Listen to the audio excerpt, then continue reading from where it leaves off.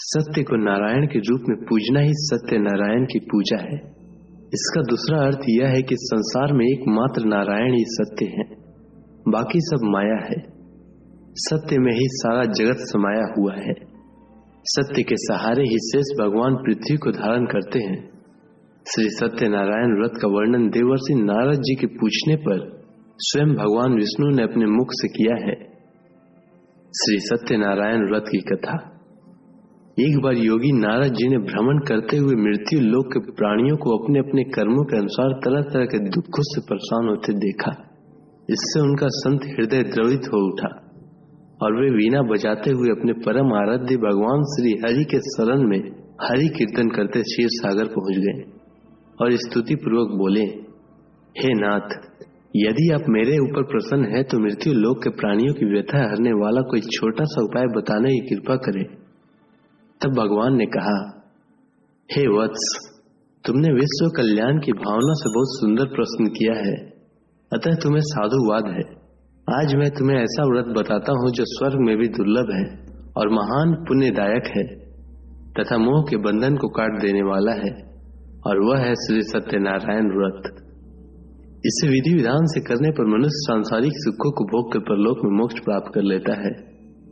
इसके बाद काशीपुर नगर के एक निर्धन ब्राह्मण को भिक्षावृत्ति करते देख भगवान विष्णु स्वयं ही एक बुढ़े ब्राह्मण के रूप में उस निर्धन ब्राह्मण के पास जाकर कहते हैं, हे विप्र, श्री सत्यनारायण भगवान मनोवांछित फल देने वाले हैं। तुम उनके व्रत पूजन करो, जिसे करने से मनुष्य सब प्रकार के दुखों से मुक्त हो जाता है। इस व्रत में उपवास का भी अपना महत्व है, किंतु उपवास से मात्र भोजन न लेना ही नहीं समझना चाहिए। उपवास के समय हृदय में यह धारणा होनी चाहिए कि आज श्री सत्यनारायण भगवान हमारे पास ही विराजमान है, अतः अंदर व बाहर शुचिता बनाए रखनी चाहिए और श्रद्धा विश्वास पूर्वक भगवान का पूजन कर उनकी मंगलमयी कथा का श्रवण करना चाहिए। सायंकाल में यह व्रत पूजन अधिक प्रशस्त माना जाता है। श्री सत्यनारायण की कथा बताती है कि व्रत पूजन करने में मानव मात्र का समान अधिकार है, चाहे वह निर्धन, धनवान, राजा हो या व्यवसायी, ब्राह्मण हो या अन्य वर्ग, स्त्री हो या पुरुष। यही स्पष्ट करने के लिए इस कथा में निर्धन ब्राह्मण, गरीब लकड़हारा, राजा उल्का मुख, धनवान व्यवसायी, साधु वैश्य, उसकी पत्नी लीलावती, पुत्री कलावती, राजा तुंग ध्वज एवं गोपगणों की कथा का समावेश किया गया है। कथा सार ग्रहण करने से यह निष्कर्ष निकलता है कि जिस किसी ने सत्य के प्रति श्रद्धा विश्वास किया, उन सबके कार्य सिद्ध हो गए। जैसे लकड़हारा, गरीब ब्राह्मण, उल्का मुख, गोपगणों ने सुना कि यह व्रत सुख, सौभाग्य, संतति, संपत्ति सब कुछ देने वाला है, तो सुनते ही श्रद्धा, भक्ति तथा प्रेम के साथ सत्य व्रत का आचरण करने में लग गए और फल स्वरूप इस लौकिक सुख को भोग कर परलोक में मोक्ष के अधिकारी हुए। साधु वैश्य ने भी यही प्रसंग राजा उल्का मुख से विधि विधान के साथ सुना, किंतु उसका विश्वास अधूरा था, श्रद्धा में कमी थी। वह कहता था कि संतान प्राप्ति पर सत्य व्रत पूजन करूंगा। समय बीतने पर उसके घर एक सुंदर कन्या ने जन्म लिया। उसकी श्रद्धालु पत्नी ने व्रत की याद दिलाई तो उसने कहा कि कन्या के विवाह के समय करेंगे। समय आने पर कन्या का विवाह भी हो गया, किंतु उस वैश्य ने व्रत नहीं किया। वह अपने दामाद को लेकर व्यापार के लिए चला गया। उसे चोरी के आरोप में राजा चंद्रकेतु द्वारा दामाद सहित कारागार में डाल दिया गया। पीछे घर में भी चोरी हो गई। पत्नी लीलावती व पुत्री कलावती भिक्षावृत्ति के लिए विवश हो गई। एक दिन कलावती ने किसी विप्र के घर श्री सत्यनारायण का पूजन होते देखा और वह घर आकर मां को बताया।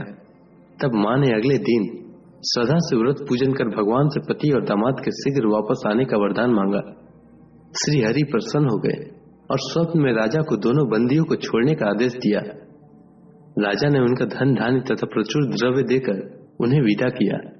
घर आकर पूर्णिमा और संक्रांति को सत्य व्रत का जीवन पर्यंत आयोजन करता रहा।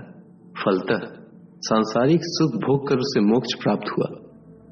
इसी प्रकार राजा तुंग ध्वज ने वन में गोपगणों को श्री सत्यनारायण भगवान का पूजन करते देखा, किंतु प्रभुता के मद में चूर राजा न तो पूजा स्थल पर गया, न दूर से ही प्रणाम किया और न ही गोपगणों द्वारा दिया गया प्रसाद ग्रहण किया। परिणाम यह हुआ कि राजा के पुत्र, धन धान्य, अश्वगज आदि सब नष्ट हो गए। राजा को अकस्मात यह आभास हुआ कि विपत्ति का कारण सत्यदेव भगवान का निरादर है। उसे बहुत पश्चाताप हुआ वह तुरंत वन में गया। गोपगणों को बुलाकर काफी समय लगातार सत्यनारायण भगवान की पूजा की। फिर उसने उनसे ही प्रसाद ग्रहण किया तथा घर आ गया।